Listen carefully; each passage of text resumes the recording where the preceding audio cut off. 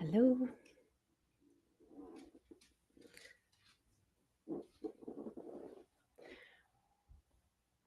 We are live. Corrie here.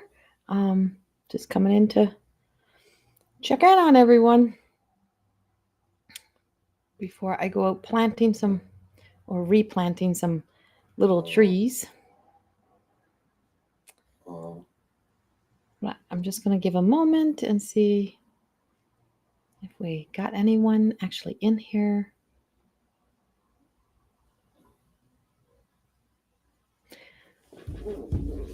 Hi, Brianna. Hello. Welcome. I'm just letting a few more people come in.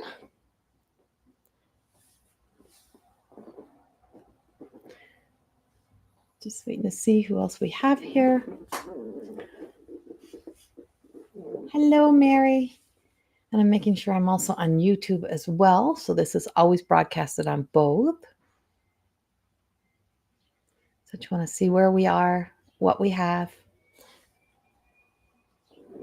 Let's wait. Let's light a candle while we're waiting.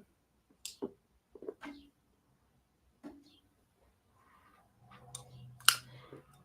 don't know if this is going to work because it's not the right candle holder, but let's try it.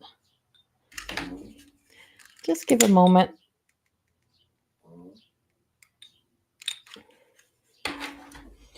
All right. So I just want to come in and talk a little bit about the energy and how check in on how people are feeling, what's going on, what you may have happening. I'm just going to make sure. I know a lot of people are not getting their notifications. I've had so many people say to me that they see my video like 2 days later, a couple days later, they're not getting the videos. It is so freaking frustrating, but there's not much that I can do about it and not to let it frustrate me. So I don't have my cards with me today, but my cards are actually out in the shed. For anyone who was on my weekend, who was at mine and Michelle's weekend event here in Lacombe, it was, thank you for being there. It was such a great weekend. We had an absolute beautiful time, and we just so love being able to give the messages. And one thing about mediumship events, you never know what's coming. We can never pre-plan a mediumship event, even if we tried. Whenever we're doing any type of intuitive work, mediumship work, or showing up in sessions, we really don't know what's coming. We don't know what to expect. We don't know who's going to get a reading. We don't know if, if one person's going to get more readings than someone else. Anything is possible and anything happens. And I think that's part of the fun of it. It's part of the and fun is not really the word. It's part of the joy of it, right? It's really part of the joy. Mary, you're feeling tired and going through sciatic nerve pain. Oh, interesting. And good afternoon, Patsy. So, yeah, Mary, there is a lot of like nerve pain, body pain type of thing that's kind of being really stirred up right now. I don't know if you've ever heard of this page or this guy, but he's called the Human Garage. And I think he's a doctor of some sort. I think maybe a chiropractor, but he literally works with moving the body. Now, I do somatic body healing, and we work with, where we have this stored emotions within our body and moving that emotions through. He literally does that same type of thing, but in manipulating and moving the body around. Yes, Brenda just popped in. I love him, right? And he does amazing work. And before my back surgery, I was actually doing a lot of his work, Mary. It's called the Human Garage. Do check it out. It does help to release some of the tension off of sciatica nerve pain. Now, I'm not your doctor. I'm not your chiropractor. I'm not your physiotherapist, but I just know from personal experience that it really truly helped me, plus my own healing work, plus doing my own really work. Oh, I went through an epidural shot, but didn't help. I used to have the sense of having sciatica nerve before my back surgery, and it literally was because the nerves were trapped in the spine. It was my collapsed spine that was actually causing all of those problems. And I've been very fortunate, like very fortunate. But I am going to talk about pain today, so it's not coincidence that you actually would bring that up today, because we are feeling, sensing. There's been such a journey through pain and releasing pain body and inflammation in our bodies is so important to our overall health. But it's not so easy to get out of pain or to move away from pain when it's something that's chronic and persistent in the body. Some things are so out of our control. And on the other side of that, now for myself, I can tell you, like, living now in this new body has really truly, I actually was kind of afraid that I was going to hurt myself again. Like, I was so traumatized by living and existing in that much pain for so long that I became afraid to freaking do anything, afraid I would do any damage to the spine, and that I would have to risk going back into pain, because I don't know if I could literally, I don't think I could get through that kind of pain again. But when you're in it, you survive, right? You just get into survival mode. You survive. You do whatever you can to survive. But when you don't have it, and then you realize how severe it was and how time consuming, how it took so much energy to feel this well, right? And to feel this well and to be able to exist in my world, and having to leave my body, like really be outside of my own body, I would have to get out of my own body type of thing to really truly feel any sense of relief. To now have this and to have to start to come back in and feel safe, feel okay, and not to live in fear of losing this health, but also taking care of this health, has been such a game changer, because pain is so crippling. And pain and pleasure comes from the same place type of thing. But we don't realize the action steps that we take, or the things that we exist in ourself, in our minds, when we have that much pain. Sometimes you don't even know what you're even saying or doing. Like, you kind of really get lost in it. It's a journey. It's such a journey, and it's part of the journey. And so there was a lot of, like, frozen pieces of myself, and a lot of energy that's now flowing that wasn't there before, but I'm finding myself thawing out, and I'm having moments of really looking back of the version of myself that existed in that pain story, Mary. Yes, very depressing.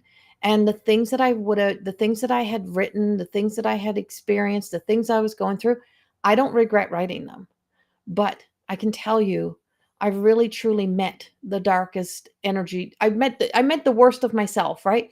I really had to meet the worst and the ugliest and the painful and the hurtful and all of those things within myself, and to try not to be harder on that self, but to have deep compassion, and to have compassion instead of saying to yourself over and over, it's like, well, what did I do? It's like, what did I do to deserve this? Or what did I do? Or how can I fix this? Or I just gotta, I just gotta fight through the pain. All of those things are just the harsher conversations that you don't need to hear, and you don't need to have with yourself, because you hear them enough outside of yourself. And freeing yourself of that energy really truly does help. Feeling freeing yourself of those thoughts helps you to be able to breathe through the pain, but also knowing that you can't, when you can't escape it, you have to sit with it, but not letting your thoughts, not letting any other feelings get in, or emotions get in and become something bigger than what it is. It's not something wrong with you as a person. It is something that's happening in your body. And it really truly brings you to a place, or it can, where you start to become that warrior, and you start to fight for yourself. And sometimes you got to fight harder for more testing, deeper discovery, because for years and years I was pretty much told it's just some arthritis. Maybe you got a pinched nerve, maybe you got a pinched this, but it literally was degenerative disc disorder, and my spine was collapsing.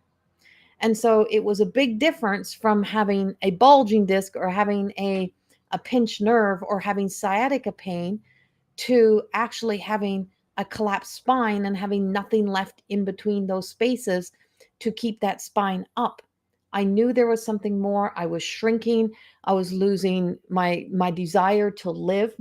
I was fighting every day to be freaking wanting to live. And I would have to really dig deep. And when I had started digging deep to be here, I started to really become my own advocate. And I'm like, no, I'm having this. I'm doing this. Like, you're checking this. Make sure you check this. And it turned out to be a whole lot more. And it was nothing I was doing, it was what was happening. And so, Mary, you know, don't don't just settle, right? You really truly find that way. But the human garage, that guy does amazing work. And I really give a big shout out to the work that he does and allowing, really exploring that opportunity and looking at it. And it's not easy work. And it looks like it's easy. It's not easy because it's movement and it's crunching, it's bending. And um, I know when I'm doing lymphatic drain on somebody, and I'm doing pressure point therapy or anything, and I push specific areas, and so you can kind of like reset your life from right here. And when I started push when if I start pushing right there, people literally can jump off the table. They're like, ow, ow. And they're like, let go. And I'm like, no, in a nice way, because you stay until the pressure releases, right? And when we release the pressure, then everything else resets. And when we do the reset, then it helps us to be able to kind of get things flowing or moving or different thought processes that are coming in. So I do all kinds of that work, or I did when I was doing physical in person energy, spiritual healing in aesthetics. I worked as an advanced esthetician, and I trained in everything from shiatsu massage to lymphatic drain, pressure point therapy, Reiki master teacher, like all of those things, Mary. And there's a perfect blend sometimes of knowing that we do need modern day medicine and that kind of work. And you have to really truly find the thing that works for you and find the thing that helps you to release the anger that you have and the hurts that you have. The So when you meet your pain, you meet your hurt, you meet your anger, you get frustrated, and you have to really sit with the frustration and ask yourself, is it the sciatica pain itself causing me frustration, or is it something else today? Is it something more? And you learn how to engage in that information. You learn how to communicate with your emotions. And when you learn to communicate with your emotions and talk to that self, then it really truly helps you to get through some of the tougher times. Because I know what it's like to have to go through that, and it's not easy. So I send you my deepest prayers that you find some sort of help through. All right. Hello, everyone else who's joining. And um,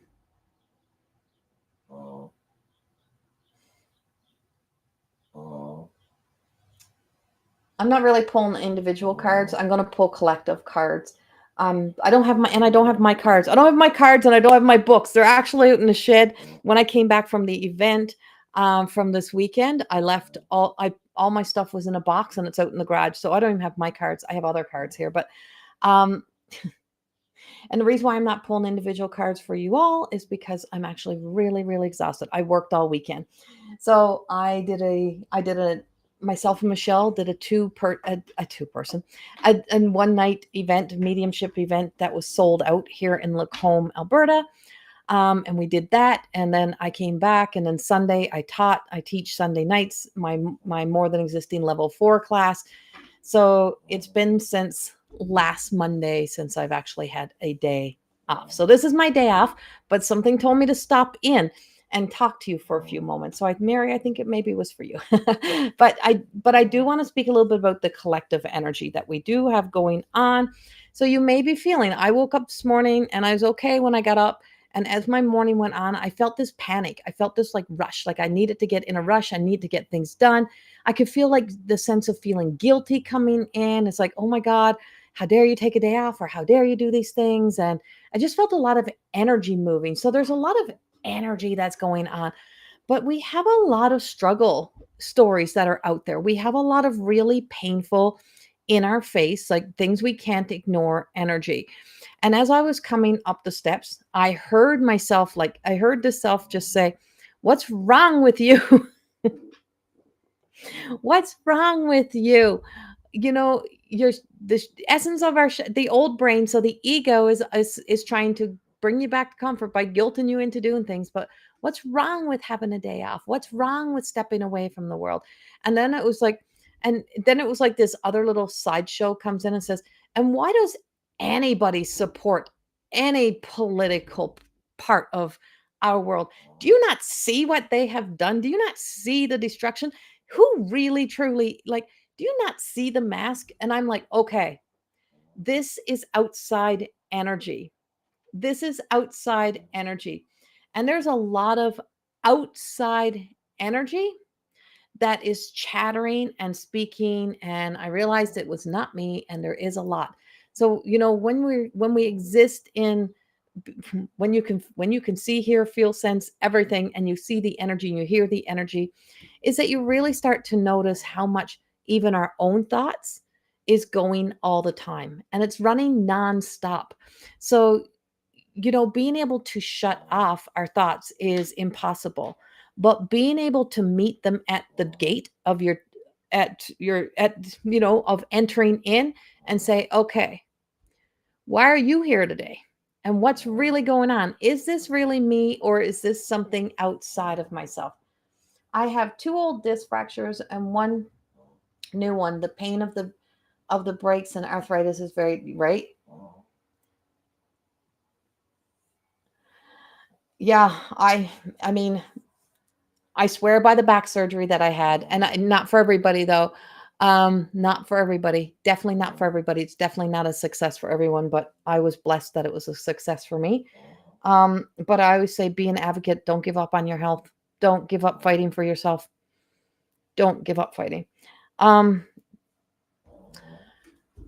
so yeah, and so this outside energy, and I did talk a little bit more about this back a little ways as to Beatrice. And so yeah, a little bit back, I think I spoke a little bit more about that as well. Um,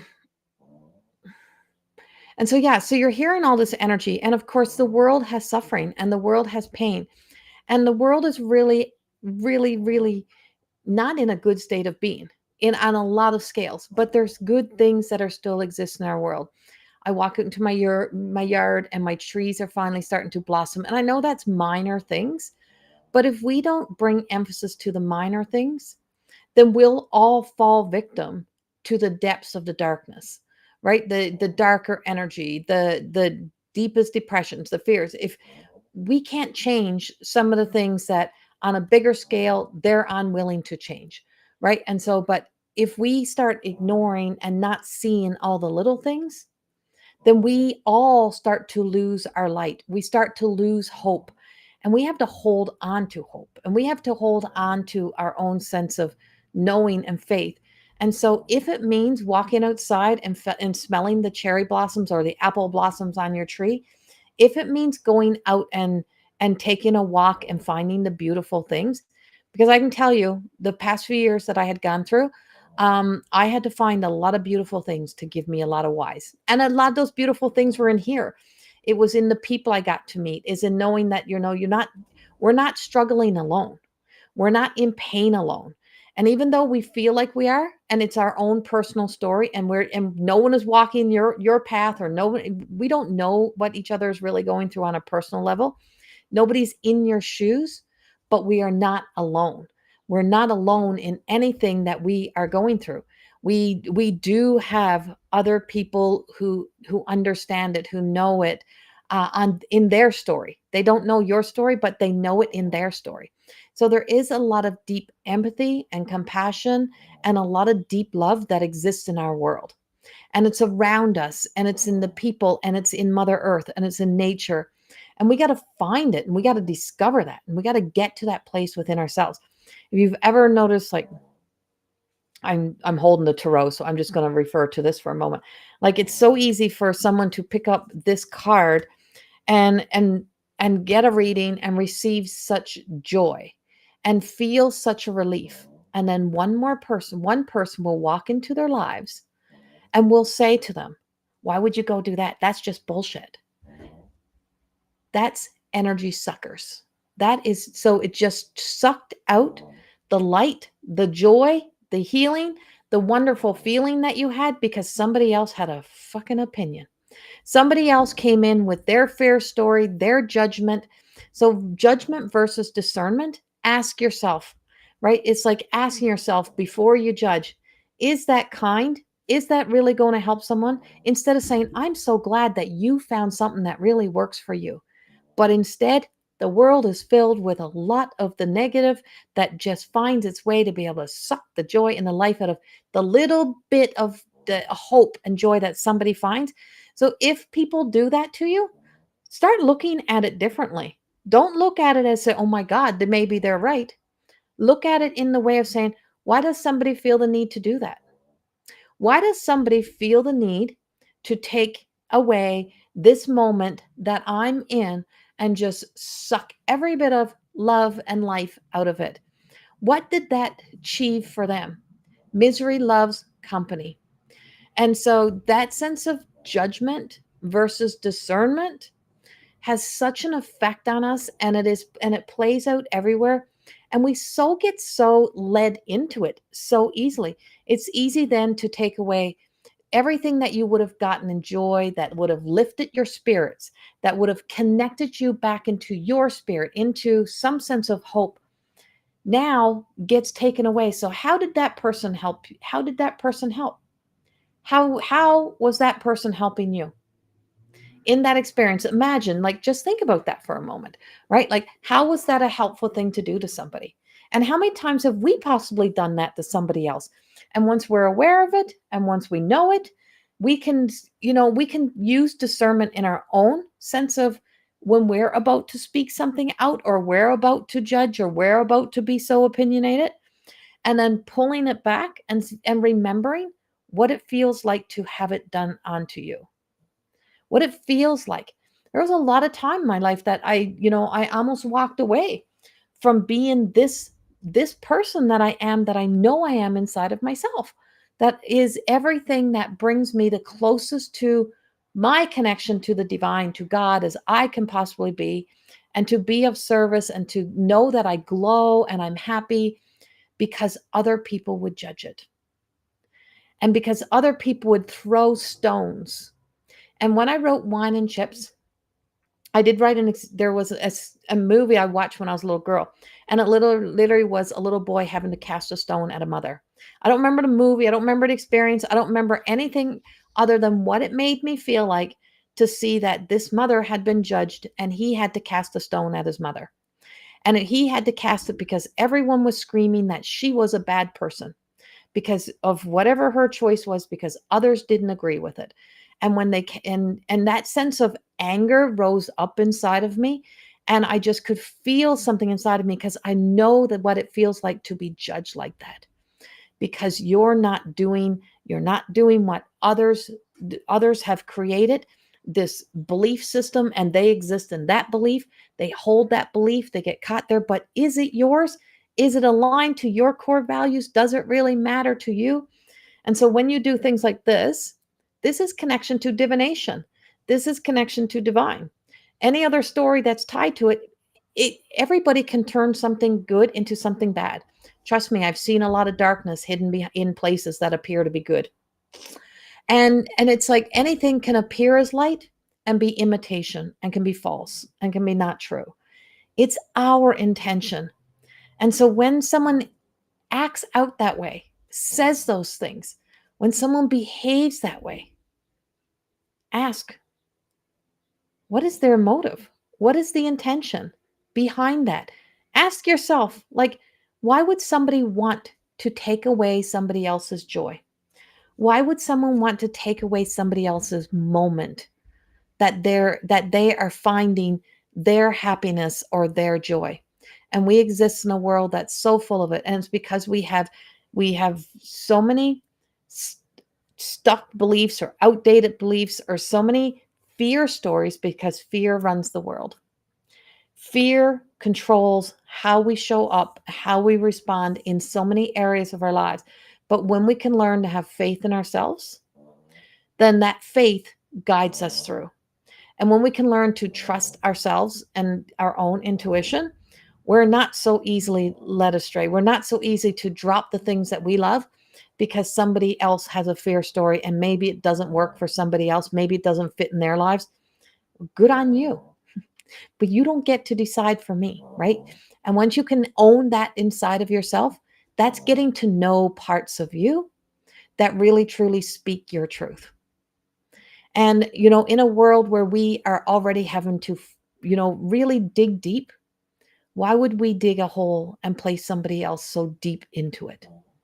And why would we decide to cast stones at them? Why would we decide to throw a stone? And takes us back to a Jesus story, right? Cast the first stone, right? And there's just such a deepness that comes with that.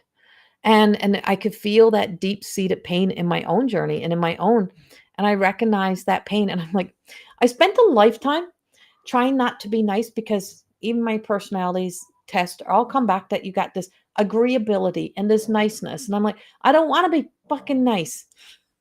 I often want to tell people to F off, and I want to do this and I want to do that. I want to be one of them people. And then I'm like, would you really? Would you really? Would you really want to really behave that way? No. That is because there's a lot of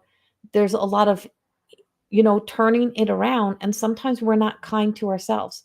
Sometimes we can be as nice to others but not be nice to ourselves. So that same judgment has to come back to you. That same judgment that we face on the outside of the world, you have to remember, if we don't want it on the outside the world, we don't want it coming in on us. We also can't not just be it to others. You have to stop being it to you, because the essence of the shadow hides the best part of us. That's where our gift is hidden.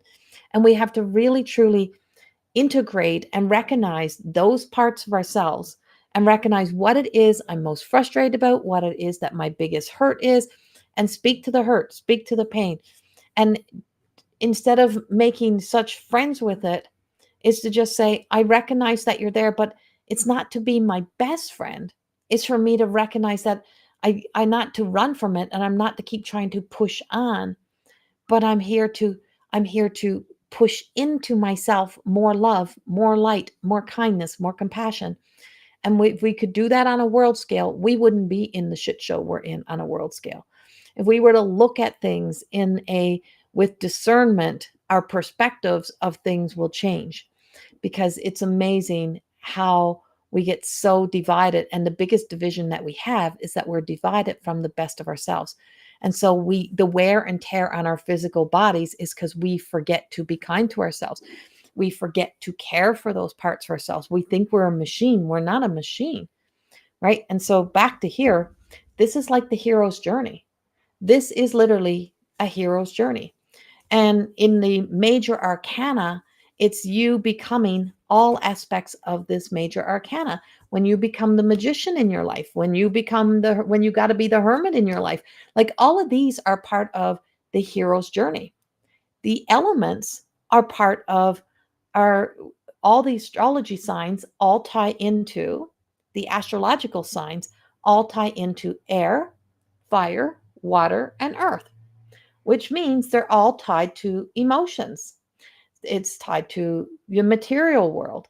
The earth is tied to the material world, our connection to the material world. The cups is emotionals. It's emotions. It's how we emotionally respond to the world. Our passion, our desire, fire signs. The swords bring us into so the sorry the so the air, which is also swords, brings us into thought. It's our thoughts, it's the thinking, it is the beliefs, it is the systems, it's the systematic way that we exist. And everything contains all of how we exist in the story of life, because we are existing in stories and we create characters and we become the characters in those stories. And then the queen, king, page, they are all represent people in the story. Now, what could be so harmful about that? other than you might discover something about yourself that makes you question everything that you have been told, that you have been feared into believing. Can people turn things, can people manipulate it? Of course, but everything can be manipulated. If you work from a pure heart and from the right place for the right reasons, and with no intentions and no malice in your heart, that's why healing is so important. Heal the unhealed healer, right? And when you heal the unhealed healer, you truly work from this place of pure intention and of a goodness, and to do things for the right reasons, and that's the healthy side of our ego. And our whole mission is to be able to evolve ourselves over into the evolved egoic self, which is your sun sign, which is the sign that you are born in. And so that is the evolution. And so you recognize we have everything that exists in us. So everything that's happening out there, we feel it inside of ourselves. People in our lives are mirror reflections, and they're reflecting something back to us. And so if there's something reflecting back on us, we can turn that mirror around. So when those negative comments come in, flip that mirror back around and say, look at yourself. Why did you feel such a need to jump right in there to be a keyboard warrior? Why do you feel need to feel like you need to be the savior for all people? What's this doing for you? So that's how we learn to be able to really release ourselves from responding and reacting from a guilty response, or feeling like we're doing something wrong, or doubting ourselves, or feeling the insecurities, and not letting the world suck the joy out of us, and not letting ourselves be sucked into believing that we have to become a part of the problem in order for solutions to be solved. In order for solutions, we need to become the light. And we need to raise that vibration. And if that means that sitting out in your yard and smelling your roses, and looking at your apple blossoms, and walking in nature and singing and being full of joy, is, if that's the things that you need to do to really begin to feel really full inside of yourself, when we feel are filled full of the love and light that we need, when our energy is recharged and we're not running on exhausted and deplete and absolute chaotic hysterical anger, we become strong.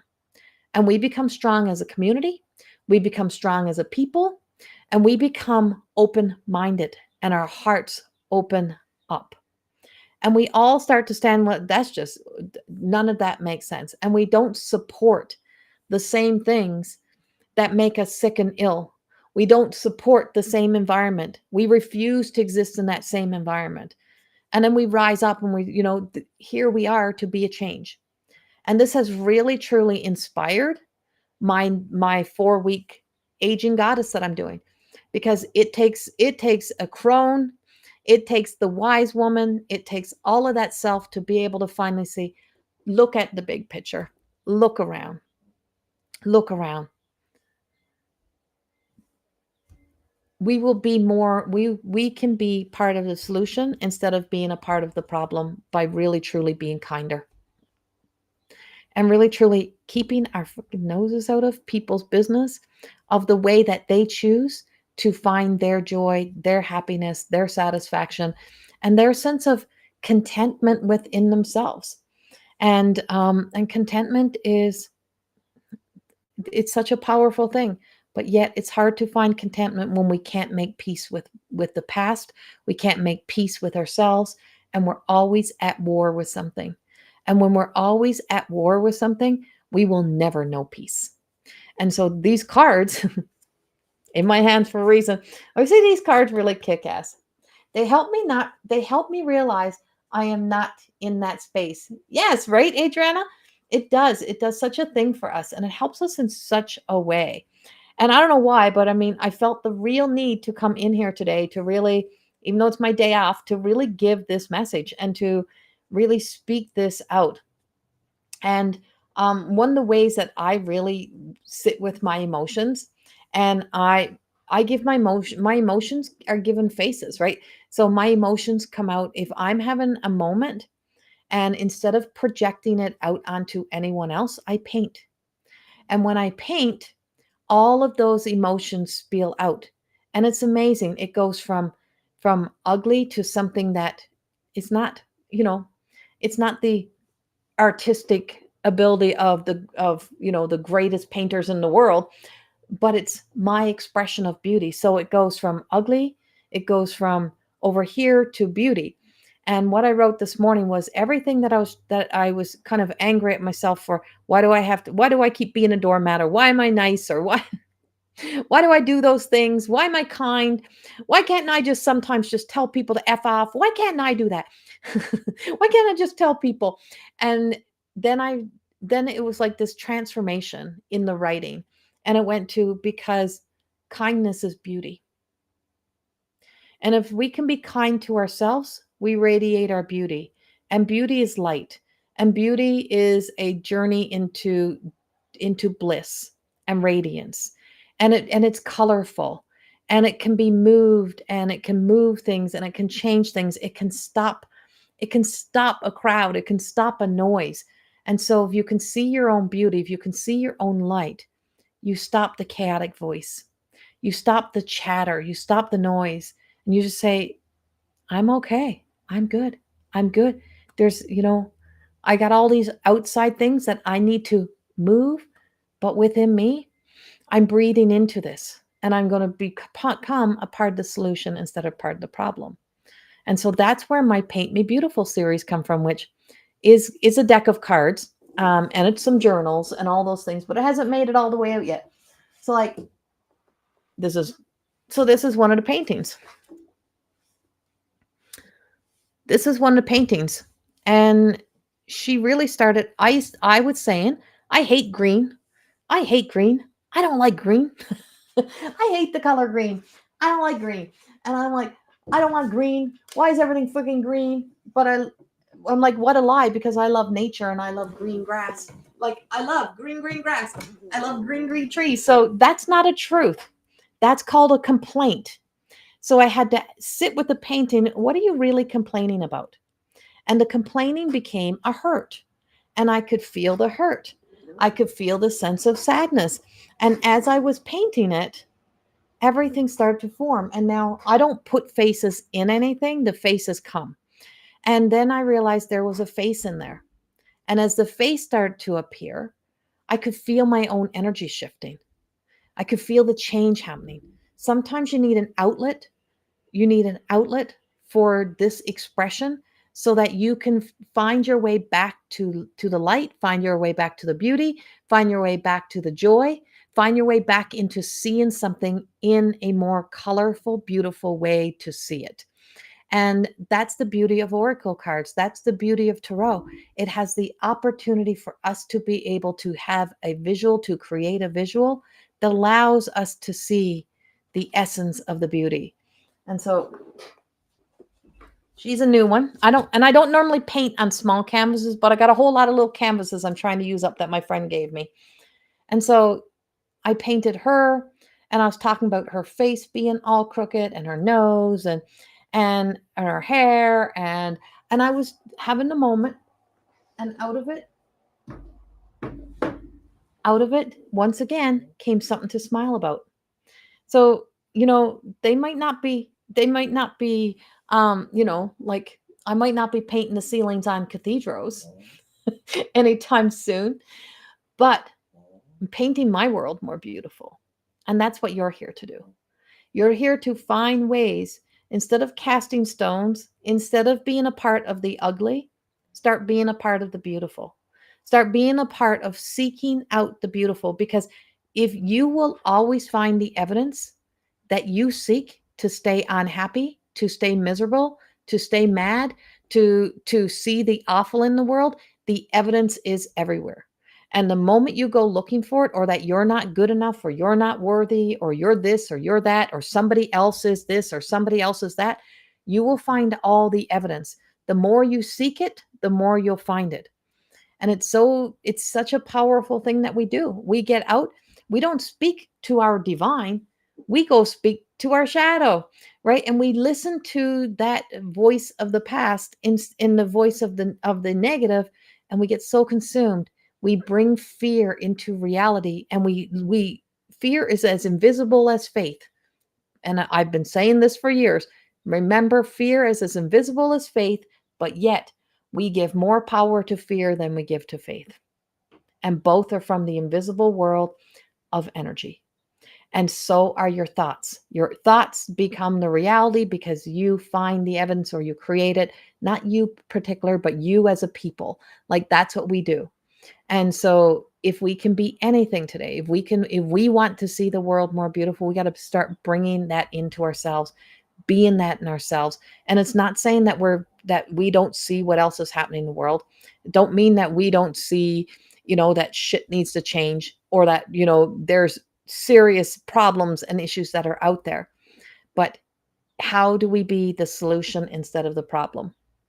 And that begins by starting to not to give so much of our power to be fed off into those places. So stop feeding the power, stop allowing ourselves to be powerless, and stop giving over that power, and start really looking at ourselves in a different light. So the next time somebody tells you something about the things that are bringing you joy, or you're speaking about something that's beautiful happening in your life, and somebody comes in and says, "Oh yeah, well, anybody could do that, or anybody could be that." Did Ask yourself, well, I did it. Did that person do it? It's like ask yourself why. Why does somebody feel the need to add a negative in, or to take away somebody's joy, or to make somebody feel less than, to make somebody feel like the outsider? Why does somebody, even in a family, feel the need to go around to the family members and talk about the black sheep, talk about that one person, and really truly convince every other family member or person in their family that that person is a problem, that this person's that, and push everyone away? What is it within that person? What is it that they are existing in their own story? What is their fair story? Why is it that they have made you the reflection? And that comes into my second book, My Truth of Existing Beyond the Reflection. When you know who you are, you definitely know who you're not.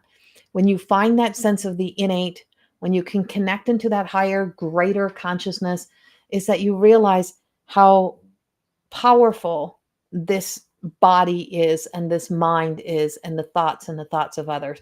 But there's something even more powerful than that. And sometimes we have to really truly recognize that we can tap into that, and we can become a part of that.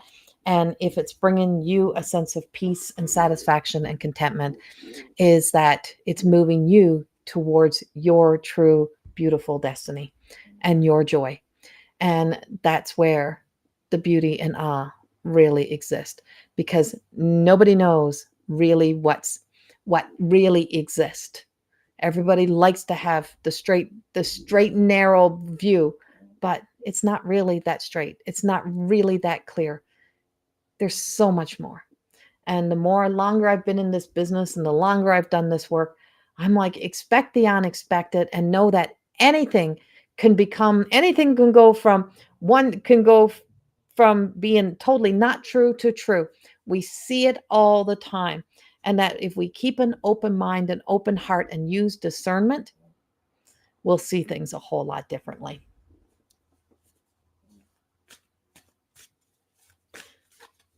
Adriana, loving this. Choosing to be a part of the solution, because the path of others is none of my business.